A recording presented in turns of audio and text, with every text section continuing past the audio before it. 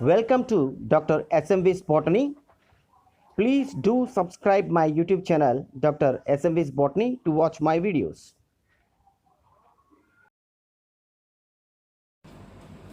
Hi friends, this is Sheikh Mastan Wali, lecturer in botany, TRR Government Degree College, Kandapur. Today in this video lesson, we are going to discuss regarding cell theory and cell wall. So these topics are covered in the graduation syllabus in the 5th paper, cytology and genetics and plant breeding and improvement, crop improvement. So before that, I'd like to introduce my YouTube channel, that is Dr. SMV's Botany. So please do subscribe to this YouTube channel and follow my next coming videos.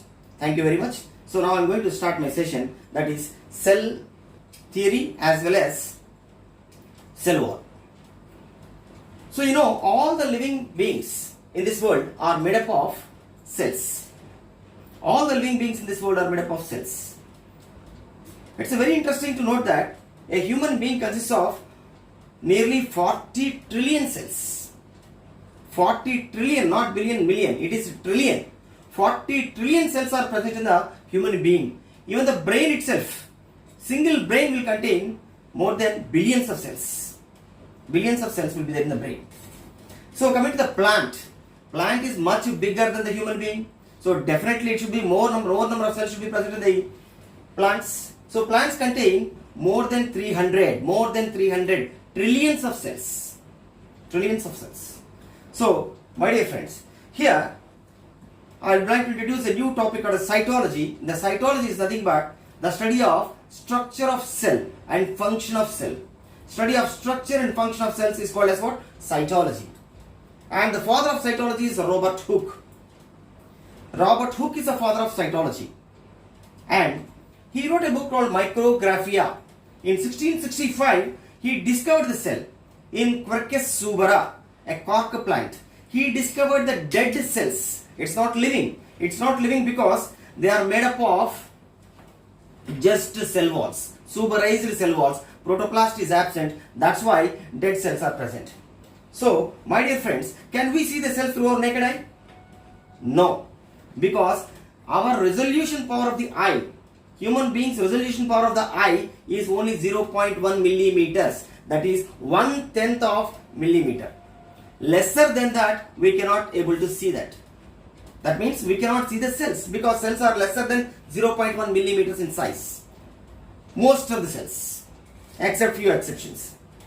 Here, the resolving power of the human eye is less than is 0.1 millimeters. So we have to use a special instrument called microscopes, like light microscope, compound microscope, phase contrast microscope, electron microscope, like that. Many types of microscopes are there. So we have to use these microscopes to view the structure of the ultrastructure of the cells. In next coming videos, we will discuss regarding the electron microscope and other types of microscopes. For now, time being, the light microscope's resolving power is 0.2 micrometers and the electron microscope resolving power is nearly 200 nanometers, 200 to 300 nanometers. So the electron microscopes is a very important instrument to see the internal structure of the cell as well as the surface structure of the cell. Right. So next, coming to the size of the cells, my dear friends, here the smallest cells are mycoplasmas. Mycoplasmas are the smallest cells, whereas the largest cells are in animal kingdom. Largest cell is ostrich egg. Ostrich egg that measures nearly 15 centimeters in length and 13 centimeters in width and 1.5 kg in weight. That is, ostrich cell is the largest cell in the animal kingdom. Next, coming to the largest cell in the plant kingdom, it is cycas egg. Cycas egg is the largest cell in the plant kingdom. It measures nearly 3 to 5 centimeters. Easily you can see with your naked eye, you can see the cells. You can see these pictures. Here you can see the picture of the cycas ovules as well as ostrich egg size. Next one. Coming to the longest cells in the animal kingdom. The longest cells in the animal kingdom are rami fibers. Sorry, in animal kingdom they are nerve cells. The longest cells in the animal kingdom are nerve cells, and the longest cells in the plant kingdom are rami fibers. These are the fibers obtained from a plant called Bomarea nivea. Bomarea nivea is the plant. From the plant, these fibers are extracted, and these fibers are called as rami fibers. They are the longest fibers. 73% cellulose is present in these fibers. Right? And you can see these pictures here in this two pictures shows rami fibers, and here this one shows the neuron. And one interesting point regarding the neuron is that it is a cell which has not got the power of cell division. These neurons are nerve cells do not divide. As they do not divide, we are getting older and older. Human beings are getting older and older because no new neurons are born. Only old neurons will be there, and their efficiency will be decreasing. That's the reason why we are becoming aged. It is mainly because of the lack of cell division power in neurons. Right? So, he's a great man. He's a Robert Hooke. In 1665, this man discovered the cell, dead cells, and just beside that part, you can see a Quercus subera plant, very tall tree. The bark of the tree contains suberized cells, and the electron micrograph structure of this pictures of this Quercus subera cells, dead cells, you can see beside this plant. Right. So now we are going to discuss regarding the difference between the cytology and the cell biology. What is cytology? What is cell biology? Cytology is nothing but it is a structure of cells. Cyto means cell, logy means discourse or study. It is the structure of cells and function of cells. Right? So study of structure and function of cells is called as cytology. Then cell biology is nothing but it is the study of ultra structure of cell and ultra functions of the cells. Detailed description of the cells will be studied here along with the cell division. That means here cell biology is much broadened subject than cytology. It is due to the discovery, it is due to the invention of microscopy. So many details of the cell were known, and because of this only the cytology now has become cell biology. So cytology narrow aspect, cell biology is a broader aspect. Yes, now my dear friends, we are going to deal with the cell theory. Who proposed cell theory? What is the cell theory? Do all organisms come under the purview of cell theory? These things we are going to discuss in detail. Number one, the cell theory was proposed by two great men. The one, M.J. Schleiden, who is a German botanist, and T. Schwann. T. Schwann is a British zoologist. In 1838, M.J. Schleiden proposed the cell theory. In 1839, T. Schwann proposed cell theory in animals. Schleiden proposed cell theory in plants. Schwann proposed cell theory in animals. Later, third postulate, very important postulate, were added by Rudolf Virchow. So now the cell theory contains three postulates. Very, very important. The cell theory gives information regarding that all the living organisms in this entire earth are made up of cells. You can see this wall. This wall is made up of bricks. As if the wall is made up of bricks, in the similar manner, the entire living organism is made up of structural units called cells. The cells are the structural units of the living being. It's a structural unit of living being. That is the first postulate. The second postulate is the cell is a functional unit of the living organism. Even a single cell can perform all the vital activities that a complex organism is performing. That's why a single cell is a functional unit of living organism. The third one, the most important third postulate, that is the cells arise from pre-existing cells. The cells arise from pre-existing cells. Omnis cellula is cellula. Omnis cellula is cellula means the cells arise from pre-existing cells through cell division. That means the cells is also following the hereditary path. Right. Now coming to the cell lineage theory. What is this omnicellular e-cellular? You can see this picture, the great man, Rudolf Virchow. He proposed this theory. In Greek language, this theory is called omnicellular e-cellular, which means cells arise from pre-existing cells. You can see the diagram there. A big cell, a mother cell is there. And this mother cell divided and produces two cells. That means these two new cells are born mainly from the mother cell. So this is called cell lineage. Cells are always derived from the pre-existing cells. They are not newly born as if they are. They are derived from the pre-existing cells or mother cells, and that is called as cell lineage theory. Next one, coming to the cell wall. My dear friends, we have completed the cell theory. Now we are entering into the cell wall. So a cell can be divided into two parts. Entire cell can be divided into two parts, a dead part as well as a living part. A dead part of the cell is nothing but a cell wall. What is the function of the cell wall? Cell wall protects the cell. It forms an outer covering and protects the cell. Protection is a primary function of the cell. Second function, the cell wall gives a proper shape to the cell. The cell wall gives proper shape to the cell. Based on the cell wall only, the cell attains the shape. So these are the functions of the cell wall: protection as well as rigidity to the cells. It gives rigidity to the cells and proper shape to the cells. Right. Next one. Do all cells in this world contain cell wall? No. There are some cells which do not contain cell wall. For example, mycoplasmas. Mycoplasmas are there. They are the smallest living organisms. They do not contain cell wall. Animal cells do not contain cell wall. Right?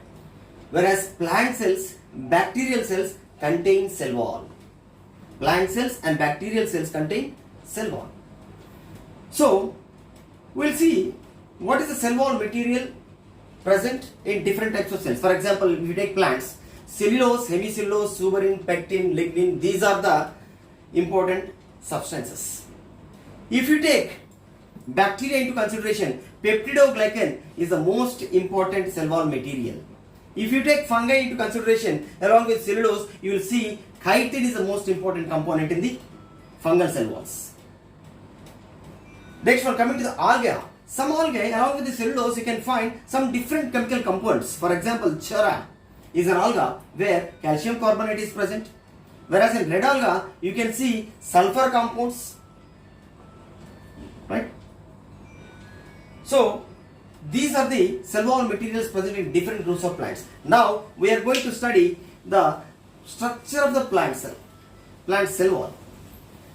The plant cell wall consists of three important layers. The first one is primary cell wall, the second one is secondary cell wall, and third one is middle lamellum.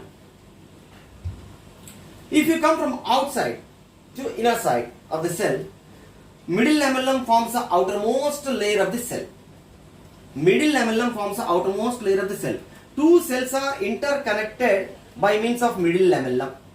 Middle lamellum is a jelly-like substance which connects the two cells together. Right? And middle lamellum is made up of calcium pectate and magnesium pectate. Middle lamellum is a jelly-like substance which connects the two cells. It is the outermost layer of the cell wall. And the process by which the middle lamellum is dissolved to separate the cells from the tissue is called as maceration. Maceration can be done by dissolving the cells in concentrated sulfuric acid. Right? That's all regarding the middle lamellum. Next one, coming to the primary cell wall. My dear friends, here the primary cell wall is laid just inner to the middle lamellum.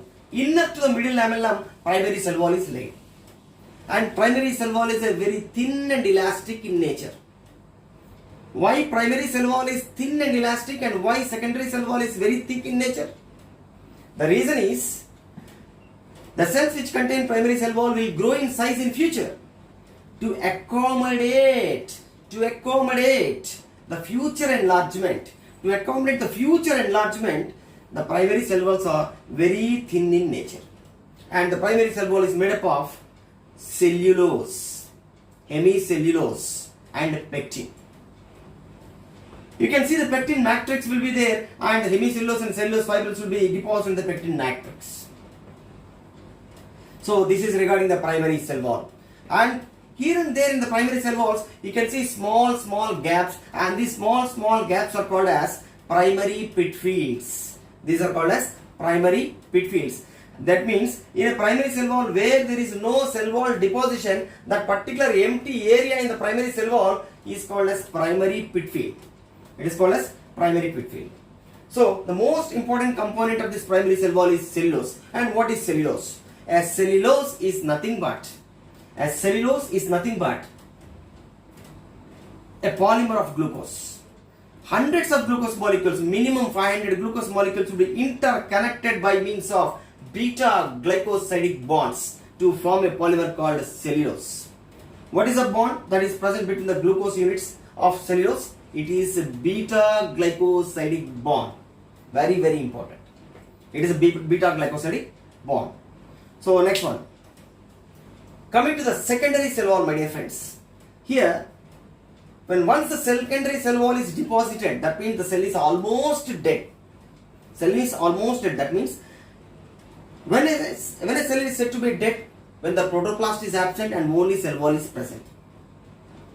So once the secondary cell wall is deposited, the cell is almost dead. That means protoplast starts disintegrating. The secondary cell wall is made up of three important layers, S1, S2, S3, where S2 is the thickest layer compared to S1 and S2. Secondary cell wall is made up of different cell wall materials like hemicellulose, lignin, suberin, etc. Coming to the hemicellulose. What is the basic difference between hemicellulose as well as cellulose? Cellulose is made up of a monosaccharide, that is glucose. A single unit is repeated for several times.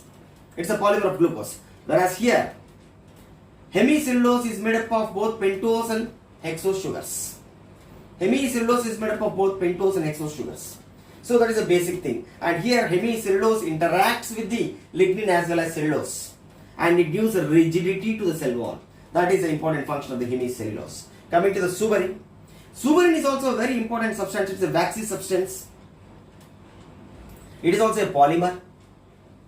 And this particular suberin prevents the backflow of water. You know, our root system, if you cut open the root system, you can see different regions like epidermis, cortex and stem. Outermost layer is epidermis. Below the epidermis, outer cortex is present. In root, the outer cortex is called as what? Exodermis. Exodermis consists of suberized cells. And these suberized cells prevent the loss of water to the atmosphere. So that is the function of suberin. It's a waxy substance. Next one, coming to the lignin. So the most important chemical unit present in the lignin is coniferyl alcohol. And this lignin gives a rigidity to the cell. So you can see a big trees will be there. There the cell walls are very rigid. The rigidity, the most important concept called rigidity of the cell wall is mainly because of the most important thing, that is lignin. Lignin imparts rigidity to the cell wall. In fact, because of the lignin only, the pathogens are not able to break the cell wall and enter into the cell. It is not that much easy to break the cell wall because it is made up of lignin. So secondary cell wall materials, these are the secondary cell wall materials: lignin, suberin as well as hemicellulose. So next, my dear friends, coming to the pits. What are pits? Pits are nothing but the empty spaces present in the cell walls. If a cell contains only primary cell wall, where there is no deposition of, there is no deposition of what? Secondary cell wall. There, the empty gap in the primary cell wall is called as primary pit field. When the secondary cell wall is formed, now this primary pit field along with the gap of the secondary cell wall will form a pit. It forms a pit, and this is called a simple pit. There are two types of pits: simple pit, the second one is bordered pit. The basic difference between the simple pit and bordered pit is that in bordered pit, the margins are overarched. The secondary cell walls are margins of the secondary cell walls are overarched, then it is called as bordered pit. If there is no overarching, it is called as simple pit. It is as simple as it is. Coming to the few important terms, that is pit aperture, pit cavity and pit membrane. What is pit membrane? Pit membrane is nothing but plasma membrane. It is plasma membrane plus middle lamellum. Plasma membrane and middle lamellum together is called as pit membrane. Then what is pit aperture? It is nothing but the opening of the pit cavity towards the inner side of the cell. Opening of the pit cavity towards the inner side of the cell, that is called as pit aperture. That is called as pit aperture. What is pit cavity? This pit cavity is nothing but entire overarching space. That particular area is called as pit cavity. That is called as pit cavity. So my dear friends, in the pit membrane, in particularly just between there, you can see a small swelling on the pit membrane, and that swelling on the pit membrane is called as torus. And this torus is covered by means of a special membrane called as margo. So torus is a swelling present on the pit membrane, and margo is the covering of the pit membrane. So now, functions of the cell wall, we have already discussed this one. Now you can see the structure here. This is the simple pit where there is no overarching of the secondary cell wall. The second diagram gives the bordered pit where the secondary cell walls are overarched, and middle region, the swollen region is called as, that middle swollen region is called as torus, and it is covered by means of a membrane called as margo. And the next one, you can see all the layers of the plant cell there. Next, growth of the cell wall. So it is a very important property. Even though the cell wall is dead, very very important point, the cell wall is a dead part. Even though cell wall is dead, there is a growth of the cell wall. How the growth occurs? Growth occurs by means of two methods. The first one is called as intussusception, and the second one is called as apposition or accretion. What do you mean by intussusception? Intussusception is nothing but addition of cell wall material into the cells, maybe inside the cell or in the intracellular spaces. Addition of cell wall material into the cells or in the intracellular spaces, that is called as intussusception. It is a characteristic feature of cell growth seen in the primary cell wall. The second one, coming to the accretion or apposition. It is very simple. It is nothing but deposition of cell wall material in the form of layers. On the secondary cell wall, another cell wall material will be laid. One layer upon the other layer, the cell wall material will be going on deposited, and this is called as apposition or accretion. And this is a very important characteristic feature seen in the secondary cell wall. So, my dear friends, we have covered the entire cell wall and cell theory, and we very well know that cell theory is not applicable to the acellular organisms like viruses. Cell theory is not applicable to viruses because they do not form cells. They are not cells, right? So by this we end this session. The next coming video we'll meet, and more importantly, my dear friends, don't forget to subscribe my YouTube channel, that is Dr. SMV's Botany. Thank you very much to all of you for watching my video. Thank you.